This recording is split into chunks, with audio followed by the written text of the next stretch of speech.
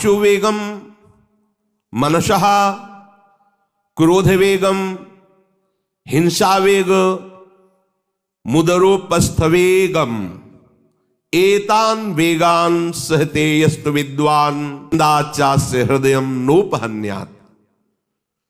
जो विद्वान उपासक वाणी का वेग, मन का वेग, क्रोध का वेग, हिंसा का वेग, भूख का वेग और जनेन्द्रिय जनित मैथुन का वेग जो सह जाता है, वही महात्मा निरंतर भजन कर सकता है। नहीं, यही वेग आकर उसके भजन में अंतराय पैदा कर देते हैं। ये वेग वाणी का, मन का, क्रोध का, हिंसा का, उदर का, उपस्थ का यदि आप नहीं सहन करते तो ये आपके भजन में बाधा डाल देंगे। दूसरा, निरंतर भजन करने में जो प्रभु कह रहे हैं आसीत मत्परा, मेरे परायण होकर भजन करो। अब इन वेगों से बचकर क्यों भजन में चलता है तो उसके अंदर एक बात आने लगती है, मैं अच्छा भजनानंदी हूं। जहां ये बात आई तहां वो दूसरों जो वैष्णव है, महतजन है, महात्मा जन है, वो टीका टिप्पणी करने लगता है उनकी। ये होता है अपने में श्रेष्ठ भाव आने पर दूसरे साधकों की, वैष्णवों की, महापुरुषों की, महतजनों की वो टीका करने लगता है। ऐसा क्यों, ऐसा, ऐसा क्यों, ऐसा। ये आपके भजन को ही रोक देगा। निरंतर भजन चलने की तो बात जाने तो भजन से ही विमुख कर देगी ये वृत्ति। ये 6 बातें संतों के प्रति नहीं करनी चाहिए। वो वेग सहो और ये बात भूलकर अपनी वाणी पे न लाओ। किसी भी संत महात्मा वैष्णव के विषय में ऐसा कहना, ये तो महलों में रहते हैं या ये तो गांव में रहते हैं, ये तो इनको तो गंगा किनारे या स्मशान में कहीं खंडहर में रहना चाहिए, बाबा जी हैं ऐसे वैसे। वास निरूपण करना, तभी जब अहम जागृत होता है तो संतों के प्रति टीका टिप्पणी शुरू हो जाती है।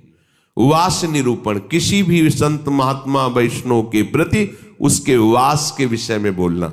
दूसरा, ज्ञान निरूपण, किसी संत वैष्णव के प्रति ऐसा, ये पढ़े लिखे तो है नहीं, शास्त्रों का इनको ज्ञान तो है नहीं, भेष बना लिया, बस पेट भरण पोषण के लिए घूम रहे, कोई इनको ज्ञान तो है नहीं। क्या भजन करेंगे, क्या विचार करेंगे जब इनको पढ़े ही नहीं है, शास्त्रों का ज्ञान नहीं है, तो क्या ये भजन करेंगे।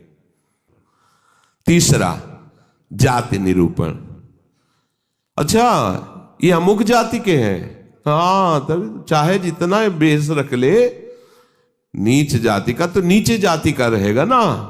ऐसा महान अपराध, ऐसा सोचना, ऐसा बोलना, ऐसा देखना, ये महत अपराध है और ये हम लोग ध्यान नहीं देते, फिसल जाते हैं।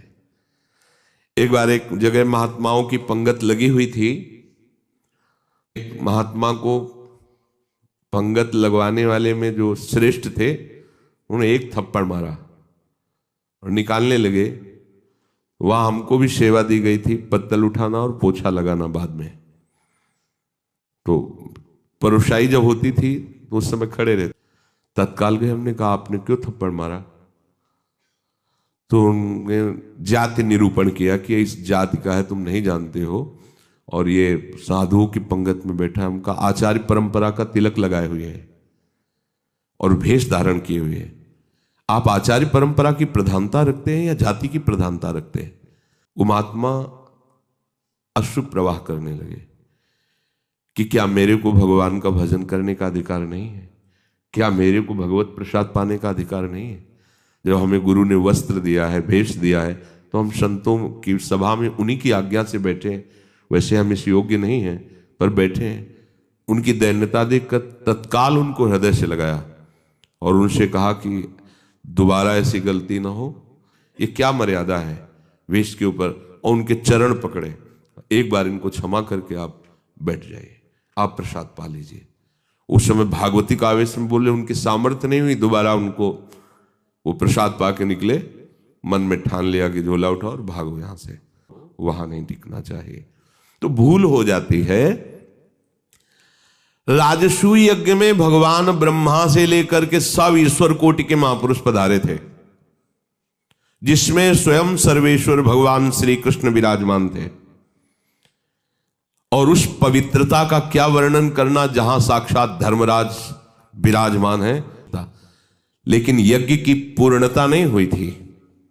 यज्ञ की पूर्णता सुपच वाल्मीकि के चरण धोकर रसोई में पवाने से हुई थी। स्वयं भगवान श्री कृष्ण चंद्रजू ने ऐसा आदेश किया था, जिन्होंने स्वयं गीता जी में कहा, चातुर्वर्णम मया सृष्टा गुण कर्म विभागशः। लेकिन यदि वो भगवद अनुरागी है तो चातुर्वर्णम मया सृष्टा का सिद्धांत नहीं लागू होगा। भगवान व्यास देव जी कह रहे, अहो वत्स पचतो गरीयान यज्ञाग्ञे वर्तते नाम तुभ्यम। यदि राधा राधा कृष्ण कृष्ण जिभ्या से निकल रहा है, वो चांडाल भी है, तो उसका चरणामृत लेके पीना चाहिए। वर्तमान में जाने मोरी छाती, उसका हृदय जो शीतलता और आनंद से भर जाता है, फिर वो कृतकृत्यता का अनुभव करता है।